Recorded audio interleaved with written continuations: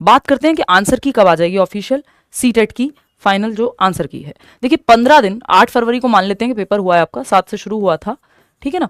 तो जनरली सालों साल से यही पैटर्न रहा है सीटेट में कि पेपर होने के 15 दिन बाद आपकी आ जाती है आंसर की, है ना, आंसर की। और रिजल्ट की जब हम बात करते हैं, आंसर की रिजल्ट की जब हम बात करते हैं तो उसके 15 दिन बाद आ जाता है रिजल्ट।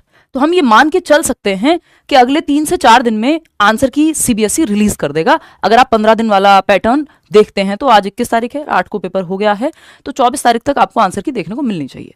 2 दिन इधर हो जाएं, 3 दिन इधर हो जाएं, बस इतना ही होगा। तो हम मान के चल रहे हैं कि नेक्स्ट 3-4 डेज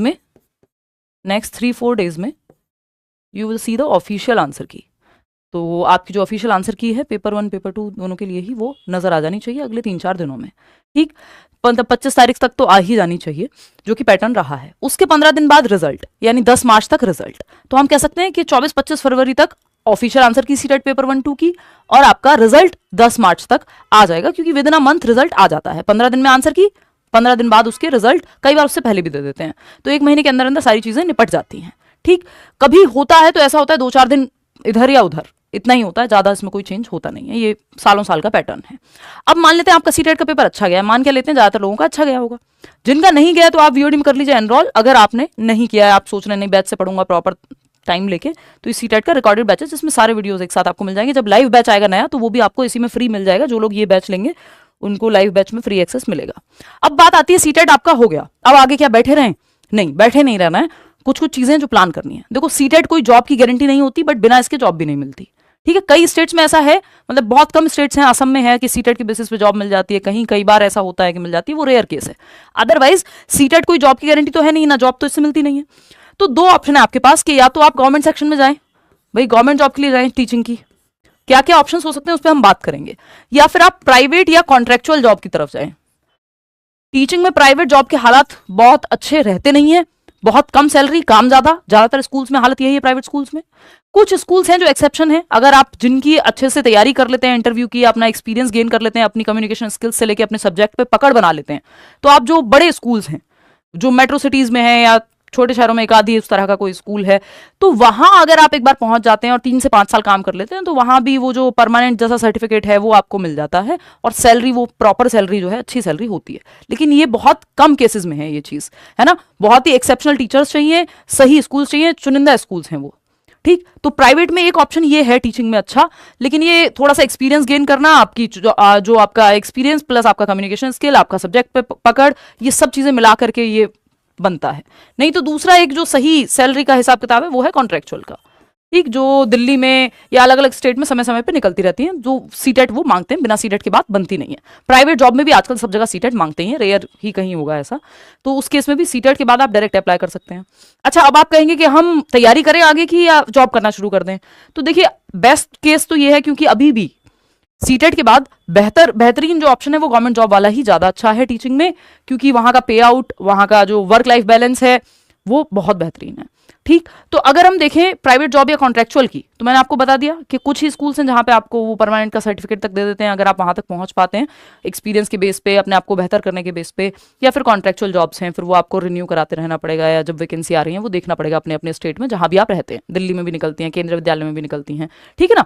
तो ये एक ऑप्शन है यहाँ पे, जो अगर हम गवर्नमेंट जॉब के ऑप्शंस देखें। अच्छा, अब आप कहेंगे, अगर आप मेरी मानेंगे तो आप अगले 6 महीने तैयारी कर लीजिए, बहुत ही ईमानदारी से। अगर आपने एक बार अच्छे से 6 महीने तैयारी कर ली, कोई भी बैच ले लीजिए, चाहे वो करियर विल पे लीजिए, बेसिक सी फीस है, जो आपका जहां से मन करे, मतलब आप 6 महीने तैयारी कर लीजिए। मैं ये भी नहीं कह रही कि आप बैच में ही एनरोल हो, वो आपकी मर्जी है।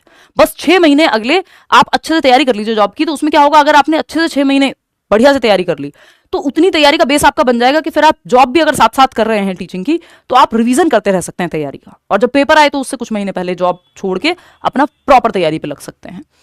बहुत लंबे समय तैयारी के नाम पे नहीं निकालना है, 1 साल से ज्यादा किसी को बैठ के तैयारी नहीं करनी है सिर्फ तैयारी के नाम पे, क्योंकि फिर क्या होगा, फिर आपका कॉन्फिडेंस डाउन हो जाएगा, बाहर प्राइवेट में भी जॉब नहीं मिलेगी, आपके यहाँ पे समय निकलता जाएगा, आपका कॉन्फिडेंस डाउन हो जाएगा। तो टीचिंग में तो फायदा ये कि अगर आप जॉब कर रहे हैं तो उससे आपको हेल्प ही होती है पेपर में, नुकसान उतना ज्यादा नहीं है। हाँ, समय का हो सकता है, लेकिन वो शुरुआत के 6 महीने, अगर आपने 6 महीने से 1 साल आपने अच्छी तैयारी की है, तो उसके बाद फिर आप जॉब के साथ भी अपना रिवीजन और तैयारी करते रह सकते हैं, है ना। तैयारी के नाम पे पंचवर्षीय योजना बना करके घर में मत बैठिएगा 5 साल। बहुत सारे लोग डिप्रेस हो जाते हैं या बहुत खराब मेंटल हेल्थ से गुजरते हैं, और बाहर भी प्राइवेट में भी जॉब नहीं मिलती, दिक्कत होती है फिर। तो बहुत लंबे समय तक नहीं बैठे रहना है तैयारी के नाम पे, है ना। कुछ ना कुछ करते रहिए। जॉब में तो अच्छा है टीचिंग, चाहे आप ट्यूशन भी पढ़ा रहे हो, कुछ ना कुछ टीचिंग के साथ ये है कि आप अगर कुछ भी कर रहे हैं, कोई और जॉब है एसएससी की, वो एक अलग काम है, लेकिन यहां पे ऐसा है कि आप काम करते करते सीखते रह सकते हैं। तो जो आप पढ़ा रहे हैं, अगर आप सिलेबस से गो थ्रू होंगे, चीजें पता होंगी, तो वो हेल्पफुल ही है। लेकिन 6 महीने का टाइम पीरियड आपको देना चाहिए जिसमें आप सिर्फ तैयारी कर रहे हो, बहुत मेहनत करके 6 से 8 घंटे डेली पढ़ रहे हो। ठीक, तो ये कहानी हो गई जो मैंने आपके साथ डिस्कस की। अब गवर्नमेंट जॉब ऑप्शंस की बात कर लेते हैं। वैकेंसी ऐसा नहीं, देखिए बहुत हर बार हर जगह बहुत सारी वैकेंसीज नहीं निकल रही होती है, लेकिन एक सीट आप साल भर में कोई ना कोई किसी ना किसी स्टेट में सरकारी में कर सकते हैं इंश्योर, इतनी बात पक्की है ना। फिर आप अपने मन के स्टेट में आ सकते हैं। उससे क्या होगा, एक तो आपकी अपनी सैलरी आने लगेगी, आप थोड़ा पैरों पे खड़े हो जाएंगे, और आप वो कॉन्फिडेंस आपका बना रहेगा कि यार जॉब तो है एक मेरे पास वर्स्ट केस के लिए, इसके बाद फिर मैं तैयारी करता रह सकता हूँ, फिर जिनके ऊपर घर की रिस्पॉन्सिबिलिटीज हैं वो सब निभा सकते हैं।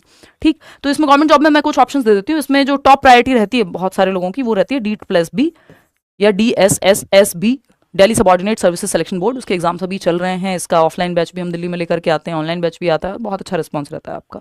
वो एक अलग कहानी है। क्यों रहता है? क्योंकि दिल्ली की जॉब, एक तो ये दिल्ली की ही जॉब है, आपका हेल्थ से लेकर के, यानी आपका मेडिकल जो क्लेम है वो भी इसमें शामिल है, अच्छी सैलरी आपकी शामिल है, 8वां वेतन आयोग आ ही रहा है, 6 घंटे की आपकी नौकरी है ना। तो दिल्ली की जॉब टीचिंग में बेहतरीन मानी जाती है ना। तो मेरी फैमिली में बहुत सारे टीचर्स, मेरी मदर टीचर हैं, फादर टीचर थे, तो मतलब ये तो हमने बहुत क्लोजली देखा ही है ना। ये मौका मिला तो किया नहीं, क्योंकि मैं बेहतरीन चीज़ों में थोड़ा सा बिजी थी आप लोगों के साथ। तो ये एक चीज़ है कि इसको हम प्रायोरिटी पे मानते हैं सबके सब, कि दिल्ली की नौकरी मिल जाए। अगर किसी को दिल्ली में रहना है, सिर्फ किसी को अपने स्टेट में रहना है तो बात अलग है, लेकिन ये अच्छी जॉब हम कहते हैं DSSB की। इसकी वैकेंसी अभी 3 साल बाद आई थी, पता नहीं होता अगले साल आ जाए, जुलाई में आ जाए, कब आ जाए, लेकिन जब भी आए आपको ध्यान में ये एक ऑप्शन है। दूसरा ऑप्शन है KVS और NVS वाला, है ना। ये आप देश भर में फिर कहीं भी होंगे, लेकिन जॉब प्रोफाइल अच्छा है, फिर इसमें भी हेल्थ बेनिफिट्स और आपका सैलरी जो है प्रॉपर है। ठीक, EMRS एक अच्छा ऑप्शन है जो TGT वाले लोग हैं, इसमें PRT नहीं होता, NVS में भी PRT नहीं होता, है ना। एकलव्य मॉडल रेजिडेंशियल स्कूल्स, तो वो सरकारी नौकरी है पक्की। ये तीनों ही ऑप्शन गवर्नमेंट जॉब के हैं। फिर इसके अलावा अलग अलग जगह पे, जैसे सुपर टेट का इस बार यूपी में पूरी उम्मीद है, सिलेबस भी दे चुके हैं कि आएगी वैकेंसी, तो वो एक ऑप्शन है अच्छा। ठीक है, इसमें लेकिन आपकी तैयारी ऐसी होनी चाहिए कि आप 1 महीने पहले तैयारी करने बैठेंगे तो बात नहीं बनेगी। अभी से अगले 6 महीने बिल्कुल झोंक करके तैयारी आप कर लीजिए। और भी अदर ऑप्शंस हैं, चंडीगढ़ में अलग अलग स्टेट्स में वैकेंसी आती रहती हैं, फिर आपको उसका एग्जाम देना होता है, चाहे वो BPSC हो, है ना। तो ये सारे ऑप्शंस हैं आपके, अलग अलग स्टेट में गवर्नमेंट टीचर की वैकेंसी आती है। आप और कॉमन सब्जेक्ट्स की तैयारी पहले कर लीजिए। जैसे आपको पता है हिंदी, इंग्लिश, मैथ्स, रीजनिंग, ये सब कॉमन सब्जेक्ट्स हैं। टीचिंग मैथडोलॉजी, ये आने ही है। तो जो जनरल इंपॉर्टेंट टॉपिक्स हैं प्रीवियस ईयर को देखते हुए, वो तो तैयार कर ही लीजिए एक बार, चाहे आप बैच लेके करें, खुद से करें, वो आपकी अपनी इच्छा है। बैच से क्या होता है, टाइम बच जाता है, और बहुत ही बेसिक सी फीस है, जो आज से 10 साल पहले, 7 साल पहले शायद इसका 10 गुना होती थी, है ना। तो वैसी सी बात है, 10 से भी ज्यादा, बल्कि मतलब अगर आज 1000 रुपए का बैच है तो वो बैच कहीं 20,000 का ऑफलाइन में हुआ करता था। तो फीस वगैरह तो बहुत ही सस्ती है ऑनलाइन में। अगर आप सच में पढ़ने के इच्छुक हैं तो आपके पास बेहतरीन फैकल्टी कम फीस में अवेलेबल है। एनीवे, प्राइवेट जॉब और कॉन्ट्रेक्चुअल की हमने बात कर ली। आप इसमें इंटरव्यू की तैयारी करें, अपने सब्जेक्ट पे पकड़ बनाएं, एक्सपीरियंस गेन करें, कम सैलरी से भी शुरू कर रहे हैं, धीरे धीरे अच्छे स्कूल्स में अप्लाई करते जाएं, है ना। तो वो आपका, अगर प्रोफाइल अच्छी हुई, सब चीजें ठीक रही, पॉलिटिक्स वगैरह से आप मैनेज कर पाए, तो कई बार इसमें भी आपको परमानेंट वाला सर्टिफिकेट मिल जाता है। तो आप एक अच्छे स्कूल में, एक हैंडसम सैलरी, बढ़िया सैलरी होती है, एक डिसेंट सैलरी पे भी आप काम कर सकते हैं। ऐसा नहीं है कि प्राइवेट में बिल्कुल ऑप्शंस नहीं, बट प्राइवेट में टीचिंग में ज़्यादातर स्कूल्स में बहुत अच्छे ऑप्शंस नहीं है। मैं आपको क्लियरली बता दूं, बहुत कम सैलरी है, काफ़ी काम है ना। तो वो एक चीज़ है, ये मैंने आपको ऑप्शंस बता दिए यहाँ पे। इसके अलावा ये आप इन जॉब्स का ध्यान रखिए और इनके लिए तैयारी करते रहिए। इनकी तैयारी 1 महीने 2 महीने में नहीं होती, है ना। आपको 3 से 6 महीने का समय कम से कम चाहिए। तो आप आज से इस बेसिक अपने कॉमन सब्जेक्ट्स की तैयारी शुरू कर दीजिए, इतनी सी बात है।